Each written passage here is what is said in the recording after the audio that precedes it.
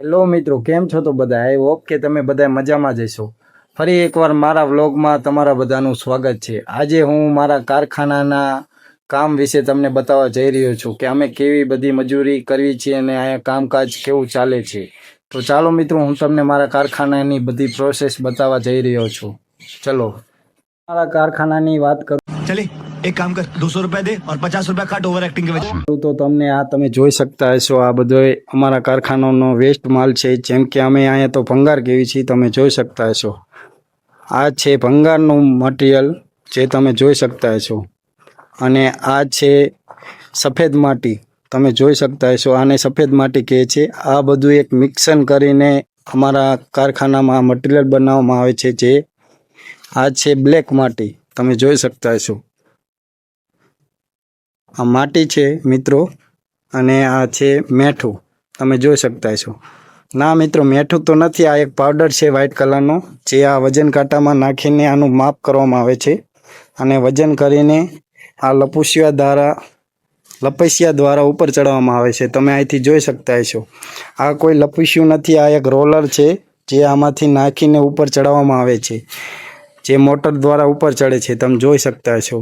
ચાલો મિત્રો, હું તમને લઈ જાઉં કે આ બધું કેમાં જાય છે અને કેમાંથી મિક્સન થાય છે.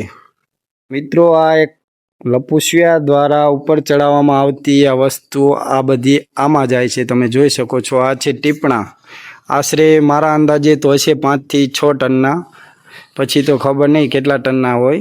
મિત્રો, આ લપુસિયા દ્વારા આમાં ચડાવવામાં આવે છે આ બધો વેસ્ટ માલ ભંગાર, અને આમાંથી મટીરિયલ બનાવવામાં આવે છે, જે હાલ આમાં જાય છે. અને પછી આ કૂવામાં નાખવામાં આવે છે, અને પછી અમારી લાઈનોમાં આવે છે. તમને આગળ પ્રોસેસ બધી બતાવું છું, તમે ચાલુ રહેજો આ બ્લોગ સાથે.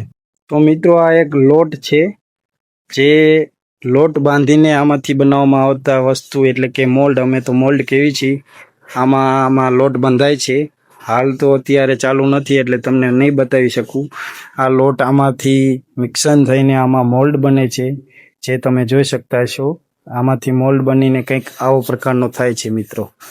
અને પછી આ મોલ્ડ અમારી લાઈનમાં ચડે છે.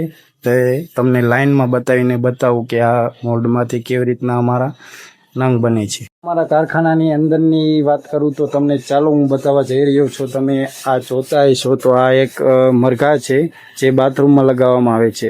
અહીંયા મિત્રો આ ટાઈપના મરઘા બનાવવામાં આવે છે, જે હાલ આમાં બને છે. અને આમાં તમે જોતા હશો કે આમાંથી અમારે જે મટીરિયલ આવે છે એ આમાં ચડાવવામાં આવે છે, અને આમાંથી આ પ્રકારનું કંઈક ગોખરું નીકળે છે. તમે જોઈ શકતા હશો. આમાંથી અલગ અલગ પ્રકારના ગોખરા બને છે. આ લાઈન છે અમારી મિત્રો, તમે જોઈ શકતા હશો. ચાલો મિત્રો, આગળ લઈ જાઉં હું તમને. આગળ બીજી પ્રકારના નંગ બતાવવા, જે ગોખરા જેવા અલગ અલગ પ્રકારમાં કામ આવે છે. તો મિત્રો, આ ગોખરું છે, તમે જોઈ શકતા હશો.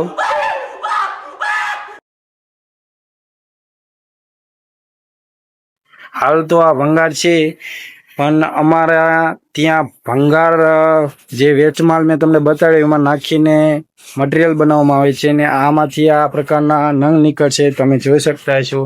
હાલ તો હજી લાઈન ખોલવામાં આવી નથી એટલે તમને નહીં બતાવી શકું. મિત્રો, હું તમને આ જ વ્લોગમાં આગળ બતાવીશ કે કેવી પ્રકારે નંગ નીકળે છે આમાં.